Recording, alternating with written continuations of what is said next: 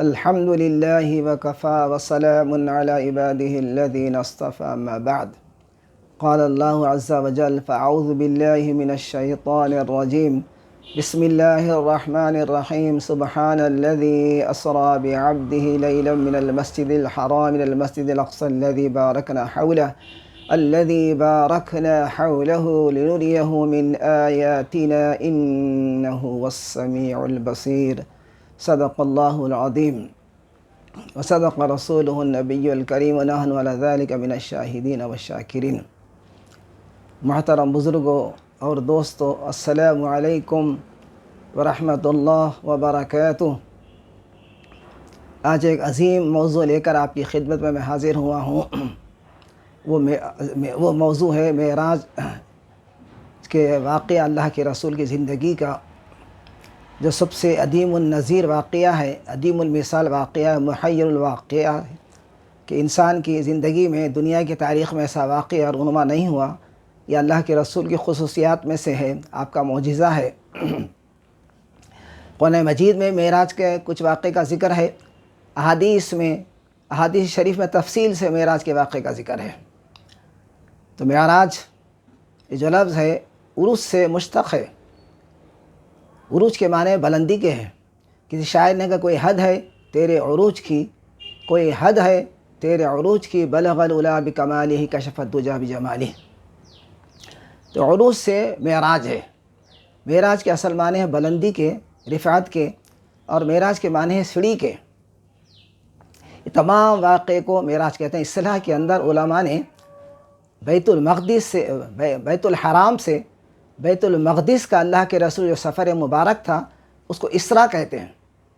اور پھر بیت المقدس سے ساتوں آسمان کی سیر، تمام پیغمبروں سے ملاقات، جنت دوزخ کا مشاہدہ، اللہ کے رسول کا دیدار، یہ تمام واقعے کو کہتے ہیں معراج. تو اللہ کے رسول کا زندگی کا یہ بے مثال واقعہ، ایسا تاریخی واقعہ جس کو سب سے زیادہ آپ کی زندگی کے واقعات میں شہرت حاصل ہوئی، معراج کے. اللہ کے رسول کی جو زندگی تھی اس کا پس منظر معراج کا ہم ذہن میں رکھنا چاہیے ہر مسلمان کو. اللہ کے رسول معراج سے پہلے جو واقعات ہوئے مکہ مکرمہ میں، اللہ کے رسول کے بعثت کا تقریباً 12 سال گزر گئے تھے. یہ بات میں گو کہ علماء میں اختلاف ہے معراج اللہ کے رسول کب ہوئی، لیکن اکثر علماء کہتے ہیں کہ آپ کی عمر شریف 52 سال کی تھی، اللہ نے آپ کو معراج سے مشرف فرمایا. اس سے پہلے جو واقعات ہوئے ان واقعات کو مسلمان کو ذہن میں رکھنا چاہیے. ہمارے لیے معراج میں کیا پیغام ہے آج کے دن. اللہ کے رسول کئی دن تک شعب ابی طالب میں محصور تھے. تاریخ میں مشہور ہے سوشل بائیکاٹ کیا گیا، آپ کا کھانا پینا رہنا سہنا سب بند کر دیا گیا اللہ کے رسول تمام مسلمانوں کے لیے. یہاں تک کہ مسلمانوں کی یہ حالت تھی کہ چمڑا ملتا تو اس کو پانی میں بھگا کر اس کو چوستے تھے یا اس کو کھاتے، جس طریقے سے ہوتا پیاز بجھاتے تھے، گٹلیاں منہ میں گھلاتے تھے صحابہ کرام. یہ حالت تھی. 2 سال سے زیادہ شعب ابی طالب میں محصور تھے اللہ کے رسول. پھر واقف ہیں، ہر مسلمان جانتا ہے کہ مکے کی زندگی اللہ کے رسول کتنی اذیتیں دی گئی مسلمانوں کو، صحابہ کرام کو. اذیتوں کے، تکلیفوں کے پہاڑ ان کے پر ٹوٹے، اور اس طریقے سے اللہ کے رسول صبر کرتے رہے. اور آخر میں ایسے حالات ہوئے کہ حضرت ابو طالب کا انتقال ہوا، اللہ کے رسول کے چچا کے، جو اللہ کے رسول کے بہت زیادہ ہمدرد تھے، غم گسار تھے، اور ہم جو ہے بہت زیادہ اللہ کے رسول کو چاہتے تھے. اللہ کے رسول اللہ کے رسول کے بہت زیادہ محبوب تھے. آپ کے چچا کا انتقال ہوا. پھر روایت میں ہے، تاریخ میں ہے کہ 5 دن یا کچھ دن کے بعد آپ کی زوجہ محترمہ، آپ کی غم گسار، آپ کی شریک حیات، ہر موقع پر، ہر آڑ، ہر موقع پر، ہر آن، ہر لمحہ اللہ کے رسول کی جو ڈھارس بن کے رہتی تھی، حضرت خدیجہ الکبریٰ رضی اللہ تعالیٰ عنہ کی وفات ہوئی. یہ تو واقعات اللہ کے رسول کو بڑا جھنجھوڑ دیا تھا. پھر اللہ کے رسول نے یہ سوچا کہ تبلیغ کی دین کا جو کام ہے یہ طائف میں جا کر کرنا چاہیے، کیونکہ طائف میں لوگ شرفاء کا مقام تھا. اگر جو ہے رئیس لوگ، شرفاء لوگ، مالدار لوگ اسلام قبول کریں گے تو ان کے ماتحت خود بخود اسلام کی طرف راغب ہوں گے. اس مقصد سے اللہ کے رسول تشریف لے گئے. لیکن وہاں کا معاملہ کچھ عجیب تھا. طائف میں اللہ کے رسول تشریف لے گئے اور اعلان کیا، دین کی طرف لوگوں کو بلایا، اور لوگوں نے آپ کے ساتھ بدتمیزی کی، بد اخلاقی کی، اور آپ کے ساتھ استہزاء کیا، آپ کا مذاق اڑایا. اوباش بچوں کو اللہ کے رسول سے پیچھے لگا دیا. اللہ کے رسول کو پھترے مارتے تھے نوجوان بچے طائف کے.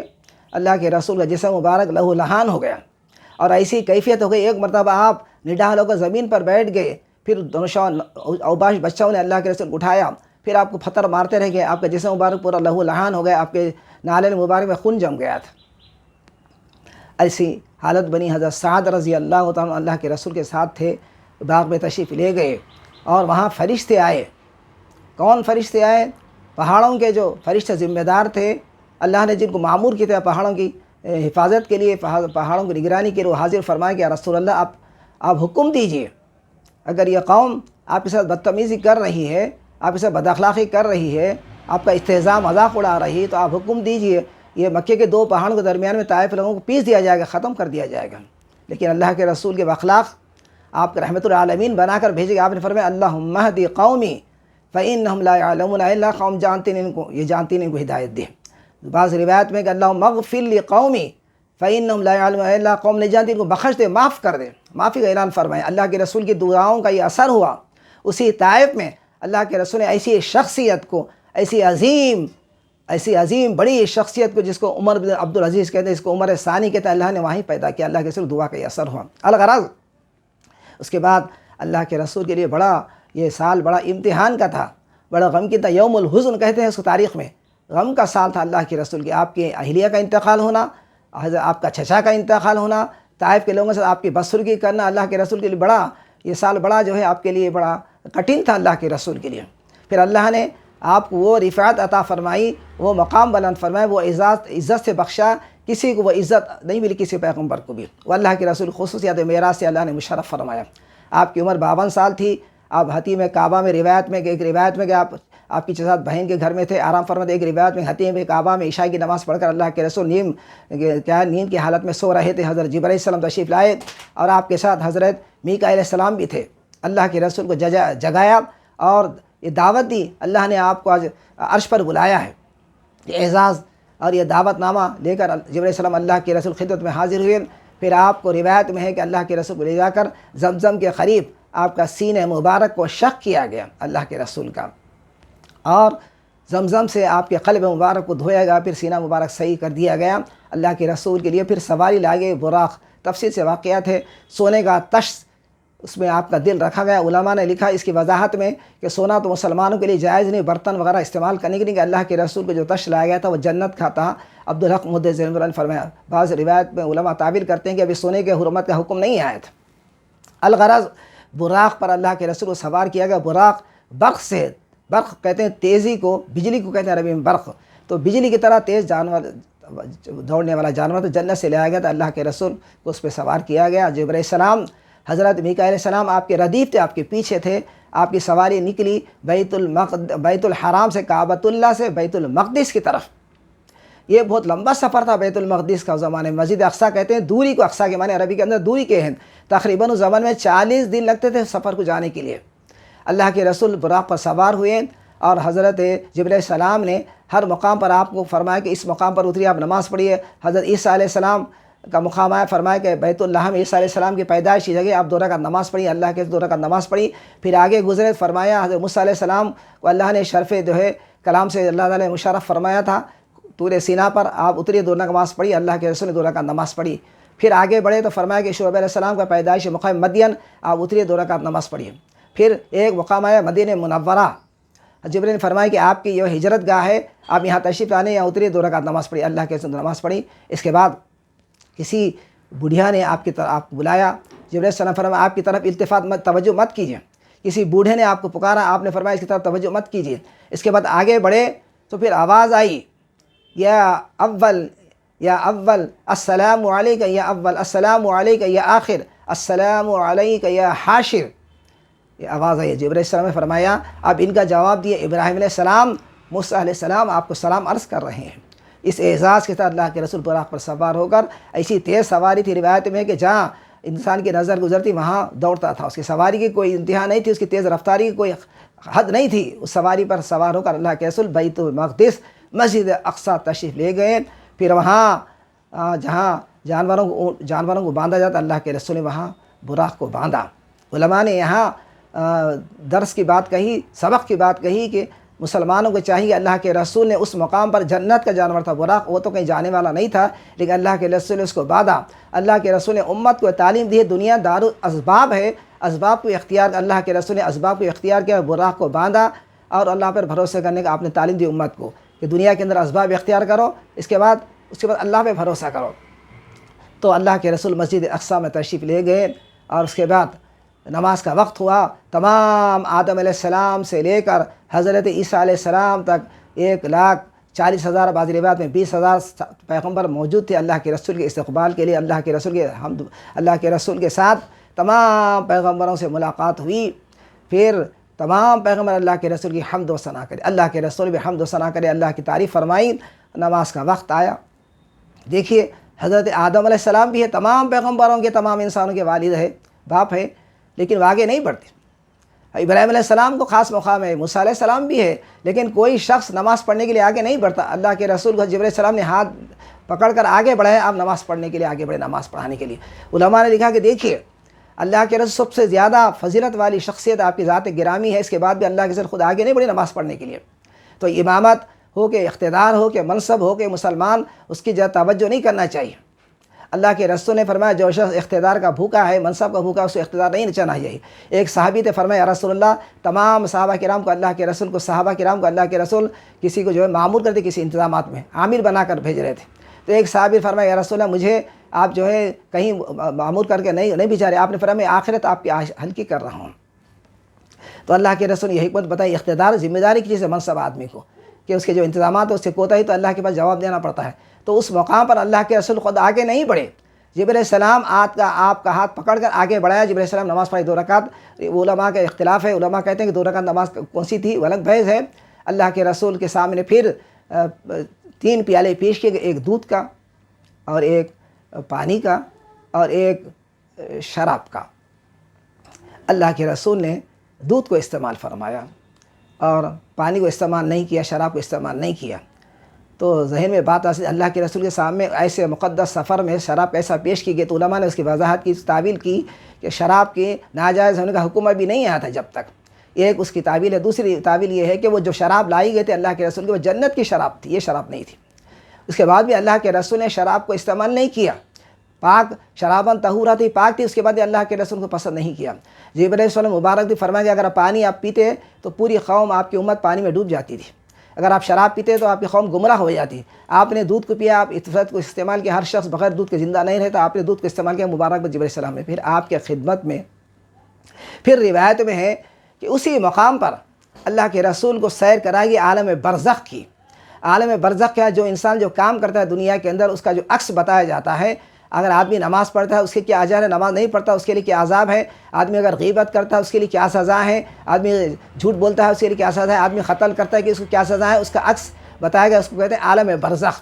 تو علماء نے کہا کہ عالم برزخ کو اللہ کے رسول کو اسی مقام پر عالم برزخ کی سیر کرائے گی۔ آپ نے دیکھا ایک قوم پر اللہ کے رسول کا گزر ہوا کہ بڑے بڑے ان کے ناخنوں سے چہروں کو نوچ رہے ہیں، اپنے ناخنوں سے جو ہے سینوں کو جو ہے خون آلودہ کر رہے ہیں، سینوں کو جو ہے کھینچ رہے ہیں، خون آلودہ ہو جا رہے ہیں۔ جبرائیل علیہ السلام سے پوچھے اللہ کے رسول یہ کون لوگ ہیں، ان کو سزا عذاب کیوں دیا؟ فرمایا گیا کہ یہ آپ کے امت کے چغل خور ہیں، غیبت کرنے والے ہیں۔ مسلمانوں کی شکایت کرنا، غیبت کے کسے کہتے ہیں؟ کسی مسلمان کے بد پیچھے اس کی شکایت کرنا، اگر وہی بات اس کے سامنے کہی جائے تو اس کے لیے تکلیف ہے تو اس کو غیبت کہتے ہیں۔ کسی مسلمان کی اس کے پیٹھ کے پیچھے اس کی شکایت کرنا اس کو غیبت کہتے ہیں۔ تو اللہ کے رسول نے فرمایا، دیکھا کہ اس اللہ کے رسول کو بتایا گیا تاکہ امت کو آپ تعلیم دے کہ غیبت سے بچیں۔ تو وہ قوم کو دیکھا کہ جن کے بڑے بڑے ناخن ہیں، جسم ان کا خون آلودہ اپنے ہاتھوں سے اپنے ناخنوں سے نوچ رہے ہیں۔ پھر آگے بڑھے، آپ نے عالم برزخ میں بہت سارے لوگوں کے سامنے مشاہدہ، ایک قوم کو دیکھا کہ بڑے بڑی خینچیوں سے اپنے ہونٹیں کاٹ رہے ہیں۔ جبرائیل سے پوچھا اللہ کے رسول کون لوگ ہیں، ان کو سزا کیوں دی جا رہی ہے، عذاب کیوں دیا؟ فرمایا گیا کہ آپ کی امت کے علماء ہیں، آپ کی امت کے واعظین خطیب ہیں، جو خود کہتے ہیں عمل نہیں کرتے۔ آج علماء پر بڑی ذمہ داری ہے، آج جو حالات نازک حالات سے ہم گزر رہے ہیں اس ملک کے اندر، بڑی ذمہ داری ہے مسلمانوں کی، علماء کی، قائدین کی۔ علماء قائدین کا ایک کام ہے کہ آج علماء کے بہت ساروں کو ہم دیکھتے ہیں، اللہ تعالیٰ انہیں ایک توفیق دے، علماء کو تعصبیت کی بنیاد پر مسلکی عصبیت پہ مسلمانوں کو آج جو ہے تفرقہ پیدا کرے مسلمانوں کے علماء۔ یہ علماء کا کام نہیں ہے، علم کی شان نہیں ہے کہ مسلمانوں کے اندر تفرقہ پیدا کرے، تعلق مسئلے کی عصبیت کو ہوا دیں اور تقاریر کے اندر مسلکیت کو جو ہے ہوا دیتے گئے، شدت اختیار کریں، مسلمانوں کو ہر ایک کی 2 منٹ کی مسجد بنائیں، یہ اسلام کا مزاج نہیں ہے، یہ اسلام کا طریقہ نہیں ہے کہ عالم کا ایک کام ہے، واعظ کا ایک کام ہے کہ علماء کو جوڑیں۔ مسجدیں اس لیے ہے کہ علماء کو جوڑیں، مسلمان کو جوڑیں، اگر کوئی بد عقیدہ ہے تو اس عقیدے کی اصلاح کریں۔ حضرت صاحب ہدایہ بہت بڑے بزرگ، بڑی کتاب فقہ کی ان کی، انہوں نے بڑی پیاری بات فرمائی، انہوں نے فرمایا کہ عالم متحتق و جاہل متنسق، ایک عالم تو اس سے بچو جو لوگوں کی عزت پہ عزت بے عزتی کرتا ہے، ہتک کرتا ہے، عالم متحتق و جاہل متنسق، ایسے جاہل سے بچو جو جاہل عبادت گزار سے بچو، اور عالم جو لوگوں کی شان میں گستاخی کرتا اس سے بچو۔ ہما فطرتان ہما فی العالمین فتنۃ، ہما فی العالمین فتنۃ، یہ دونوں عالم کے اندر، دنیا کے اندر فتنہ ہے۔ ایسا عالم جو لوگوں کے ایک دوسرے کی حرفگیری کرے، بے عزتی کریں، اور ایسا جاہل جو عبادت گزار ہے، دونوں سے بچو، دونوں فتنہ ہے، فرمایا صاحب ہدایہ نے، بہت بڑے بزرگ گزرے ہیں۔ تو آج ضرورت ہے مسلمانوں کی کہ مسلمان کے آج دلوں کی جوڑنے کی ضرورت ہے۔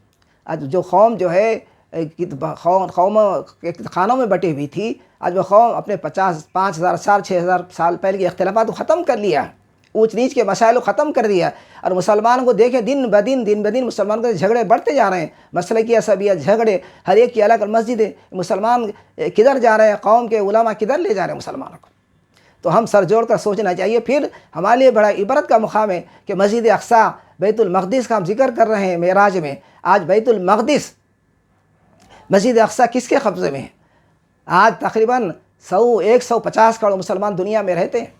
آج مسجد اقصیٰ یہودیوں کے تسلط پہ ہے، یہودیوں کا قبضہ ہے مسجد اقصیٰ کی۔ جو مسجد اللہ کے رسول تمام پیغمبر جس میں موجود تھے، مسجد اقصیٰ اللہ کے رسول جس میں نماز پڑھائی ہے، اور مسلمانوں جو قبلہ اول تقریباً 1 سال سے زیادہ مسلمان اس طرف نماز پڑھے، قبلہ اول ہے مسلمانوں کا، اس مسجد کو آج یہودیوں کے تسلط میں ہے۔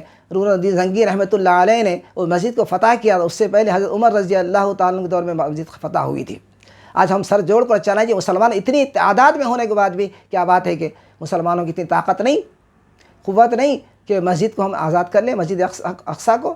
تو معراج کا یہ پیغام ہے مسلمانوں کے لیے، سوچ فکر کا پیغام ہے کہ اتنی ہم تعداد ہونے کے بعد بھی ہماری مقدس مسجد قبلہ اور اس مقام، وہ مقام ایسا ہے مسجد اقصیٰ، اس کے اطراف کا اللہ دی بارک نہ حولوں کا قرآن نے، تمام پیغمبر، کئی پیغمبر وہاں مدفن ہے، اللہ کے رسول وہاں تشریف لے گئے، اور اللہ کے رسول نے فرمایا کہ بیت المقدس اس کے اطراف ملک شام کا جو علاقہ وہ ایسا ہے، کوئی ایک بالغ زمین بھی وہاں کوئی پیغمبر سجدہ کرے سو خالی نہیں ہے۔ آج وہ مسجد کے وہ علاقے میں کیا ہو رہا ہے آپ سب دیکھ سکتے ہیں۔ تو محترم بزرگ اور دوستو، اس کے بعد اللہ کے رسول کے لیے ایک سڑی پیش کی گئی ہے، اس سڑی کو عربی میں کہتے ہیں معراج۔ یہ تمام واقعے کو معراج کے نام سے منسوب موسوم کر دیا گیا۔ تو علماء نے بعض لکھا ہے کہ جو سیڑھی اللہ کے رسول کو پیش کی بڑی شان والی تھی۔ بعض علماء فرماتے ہیں کہ انسان کی جو ارواح ہے، جو روح ہے، سیڑھی پہ جاتی، وہی سیڑھی اللہ کے رسول کی خدمت پیش کی گئی، اور مگر اس کے ساتھ بڑے بڑے اس کے جو ہے اس کو بڑی کیا کرتے ہیں بنو زیب و زینت کے ساتھ اس کو سجایا گیا تھا سیڑھیوں کو۔ پیغمبر اللہ کے رسول کے ساتھ کئی ہزاروں فرشتے آپ کے استقبال میں تھے۔ اللہ کے رسول جبرائیل علیہ السلام ساتھ ہیں، اس سیڑھی سے سوار ہوتے ہوئے پہلے آسمان کی تشریف لے گئے، اور جبرائیل علیہ السلام پہلے آسمان پر، وہاں کا فرشتہ تھا محافظ، جبرائیل علیہ السلام نے دستک دی، اس محافظ فرشتے کو دروازہ بند تھا پہلے آسمان کا، دستک دی تو اندر سے فرشتے نے پوچھا کون شخص ہے؟ جبرائیل نے فرمایا کہ میں جبرائیل ہوں، میرے ساتھ محمد صلی اللہ علیہ وسلم ہے۔ آپ کے ساتھ کون ہے پوچھا، فرمایا محمد صلی اللہ علیہ وسلم ہے۔ ان کو بلایا گیا، اللہ نے آج دعوت دی ہے، عرش پر اس کو بلایا گیا۔ تو جبرائیل علیہ السلام نے وہاں تمام تعارف کرایا اللہ کے رسول کا، تو اس کے بعد دروازہ کھولا گیا۔ علماء نے یہاں نقطہ بیان فرمایا، علماء نے فرمایا کہ دیکھو کسی کے گھر پر آپ جائیں تو سنت طریقہ یہ ہے کہ گھر پر دستک دیں، 1 مرتبہ، 2 مرتبہ، 3 مرتبہ، اور آہستہ اللہ کے رسول نے امت کو تعلیم دی ہے، کسی گھر پر آپ جائیں اگر بیل نہیں ہے تو انگلی کے پیچھے سے آہستہ دستک دینا حکم ہے، اور اندر سے کوئی پوچھے کہ کون ہے تو پورا تعارف کرانا چاہیے، میں ہوں، میرا یہ نام ہے، ایسا نہیں کہ میں ہوں، یہ اللہ کے رسول نے منع فرمایا۔ صحابہ کرام کو آپ نے ایسی تعلیم دی تھی، صحابہ کرام کو ایسا ادب سکھلایا تھا۔ زمانے جاہلیت میں یہ معمول تھا عرب کے اندر کہ کسی دوست کے پاس، کسی عزیز کے پاس ملنے جاتا لوگ تو گھر سے نکلتے تو پکارتے تھے اس کو، ابن فلاں کہاں ہے ایسا پکارتے جاتے تھے، ایک میل تک دودھ ملتے، لیکن اللہ کے رسول نے صحابہ کو ایسی تعلیم دی، ایسا ادب سکھلایا۔ صحابہ کرام کہ معاملہ ایسا تھا کہ جو قلم سے لکھ رہے مسجد نبوی کے اندر صحابہ کرام حدیث شریف لکھ رہے ہیں، قرآن لکھ رہے ہیں، تو برو کا قلم تھا اس زمانے میں، ڈبا کر لکھتے، اس کی کوئی آواز آتی لیکن آہستہ لکھتے تھے تاکہ کسی کی نیند میں کسی کی عبادت میں خلل نہ ہو۔ یہ ادب سکھایا اللہ کے رسول نے۔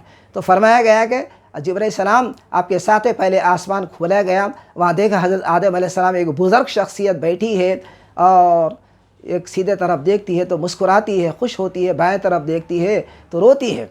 جبرائیل السلام سے پوچھا اللہ کے رسول نے کون سے؟ فرمایا حضرت آدم علیہ السلام ہے، آپ کے جد ہیں، آپ کے جد اعلیٰ حضرت آدم علیہ السلام تمام انسانوں کے باپ ہیں۔ جبرائیل السلام سے پوچھا اللہ کے رسول نے پھر یہ کیا بات ہے، کیوں رو رہے ہیں؟ کبھی روتے ہیں کبھی ہنستے ہیں، ماجرا کیا ہے؟ فرمایا گیا کہ آدم علیہ السلام اپنی نیک اولاد کو دیکھتے ہیں تو خوش ہوتے ہیں، خوشی کا اظہار۔ اگر بد اولاد کو دیکھتے ہیں، بائیں طرف بد اولاد ہے، بد کردار ہے، دوزخی ہے، اس کو دیکھ کر رنج کرتے ہیں۔ علماء نے فرمایا کہ دیکھو اپنی اولاد نیک ہے، خوش ہونا چاہیے، اپنی اولاد اگر بد ہے، بد کردار ہے، متفکر ہونا چاہیے، ان کے لیے دعا کرنا چاہیے، رو رو کہ اللہ کے طرف میں اللہ ان کو نیک توفیق دے۔ یہ ہم کو سبق ہے۔ اس کے بعد پہلے آسمان پر دوسرے پیغمبر سے ملاقات، تیسرے آسمان پر، چوتھے آسمان پر، پانچویں آسمان پر، چھٹویں آسمان پر، پھر ساتویں آسمان پر اللہ کے تشریف لے گئے جہاں سدرۃ المنتہی، ابراہیم علیہ السلام سے وہاں ملاقات ہوئی اللہ کے رسول کی۔ ابراہیم علیہ السلام بیت المعمور ایک کعبہ ہے فرشتوں کا، اس کو بیت المعمور کعبۃ اللہ کے بالکل اونچے حصے میں برابری پر ہے، وہ اس کو کہتے ہیں بیت المعمور، اس کی بڑی فضیلت ہے۔ اللہ کے رسول نے فرمایا کہ 70,000 فرشتے روزانہ اس کا طواف کرتے ہیں، پھر ایک مرتبہ اس کا طواف کرتے ہیں پھر واپس نہیں آتے، پھر دوسرے اللہ تعالیٰ پیدا کرتا ہے مخلوق کو۔ ابراہیم علیہ السلام وہاں ٹیک لگا کر بیٹھے تھے۔ علماء نے اس کی تعبیر بیان فرمائی ابراہیم علیہ السلام ملاقات کی حکمت یہ تھی کہ اللہ کے رسول کو حج سے مشرف فرمانا تھا، حجۃ الوداع سے، اسی لیے اللہ نے ابراہیم علیہ السلام سے ملاقات فرمائی۔ پھر علماء نے لکھا کہ حضرت ابراہیم علیہ السلام کسی خواب میں آئے تو اس کو حج نصیب ہوتا ہے، یہ تعبیر فرمائی علماء نے اس ابراہیم علیہ السلام کے واقعے سے۔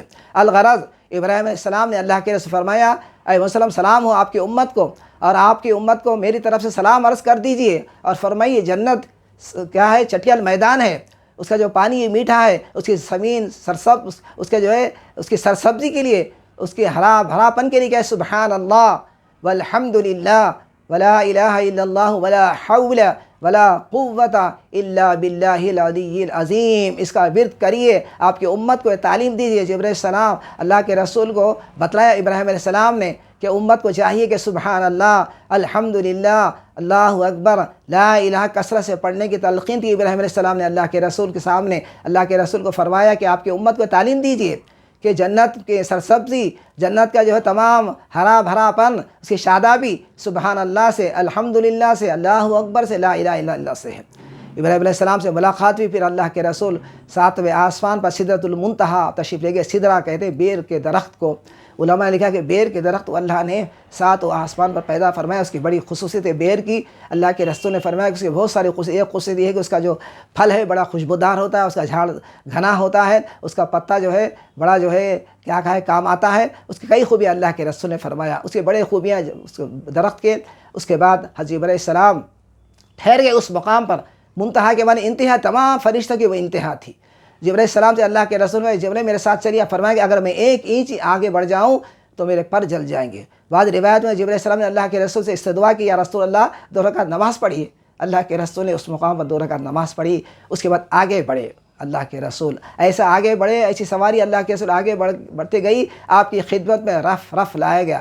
ایک بستر تھا، بستر نما ایک پلنگ نما ایک رف لایا گیا، نرم تھا۔ اللہ کے رسول فرماتے ہیں کہ برا سے کئی گنا اس کی تیز رفتاری تھی۔ اللہ کے رسول لے گئے، اللہ کے رسول فرماتے ہیں میں آگے بڑھتے گیا تو شریف الاقلام کے مقام پر پہنچا، جہاں قلم انسانوں کو تقدیر لکھ رہے ہیں، اس کی آواز مجھے سنائی دے رہی تھی، اس مقام پر میں پہنچا۔ اس کے بعد ایسے حجابات اللہ کے پہنچنے تک درمیان میں جو حجابات تھے اللہ کے ایسے موٹے، ایسی اتنی مسافات تھی، اتنی دوری تھی، ایک ایک حجاب کو دور کریں گے 500 سال لگتے تھے۔